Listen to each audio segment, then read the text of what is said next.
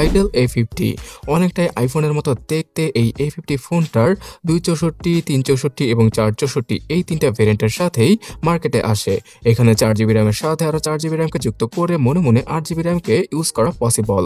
তাছাড়া গাইস, এই ফোনটার আরও বেশ কিছু ফাটাফাটি লেভেলের ফিচার রয়েছে, যেমন 6.6 ইঞ্চি সাইজের হিউজ আকৃতির IPS LCD প্যানেলের ডিসপ্লেকে ইউজ করেছে আইটেল এখানে, যার রেজুলেশন HD+। তবে এখানে যেহেতু হায়ার রিফ্রেশ রেটটা থাকছে না, তো অনেকের কাছে এটা একটা ঘাটতি মনে হতে পারে। তো আইটেল A50 ফোনটা অ্যান্ড্রয়েড 14 এর গো এডিশনের সাথে আসে। টুকটাক কিছু সিকিউরিটি প্যাচের আপডেট পাওয়া যাবে, বাট অ্যান্ড্রয়েড 15 এর আপডেটটা দেওয়া হবে কিনা সেই সম্পর্কে আইটেল স্পেসিফিকভাবে জানায়নি। ইউনিসকের T603 এই 12 ন্যানোমিটার নডে তৈরি করা একটি অক্টাকোর চিপসেটকে ইউজ করা হয়েছে এখানে, যেটা কিনা একদম বেসিক লেভেলের একটা চিপসেট, আর 10,000 টাকা দামের ফোনেও এইরকম চিপসেট পাওয়া যায়। তো চিপসেটগত দিক দিয়ে মোটামুটি লেভেলের ভালো কাজ করেছে এবার আইটেল।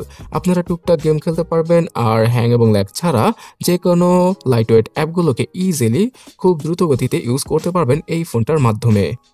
ফোনটার 264 ভেরিয়েন্টটা বর্তমানে 7,700 এবং 364 ভেরিয়েন্টটা 8,000 টাকায় পাওয়া যায়। তবে আপনারা লোকাল শপে আরও কিছুটা দামাদামি করলে আরও 500 টাকা কমে কিনতে পারবেন এই A50 ফোনটার 364 ভেরিয়েন্টটা, মানে 7,500 টাকায় হয়তো এটার 364 ভেরিয়েন্টটা পাওয়া যাবে। আর এই প্রাইসে 5000 mAh এর ব্যাটারি, 10 ওয়াটের চার্জিং স্পিড এবং ফিঙ্গারপ্রিন্ট স্ক্যানার পাওয়া যাবে এই ফোনটার ভেতরে। তার সাথে ক্যামেরা সেকশনে 8 মেগাপিক্সেলের রিয়ার আর 5 মেগাপিক্সেলের একদম ডিসেন্ট কোয়ালিটির সেলফি ক্যামেরাকে দিয়েছে আইটেল।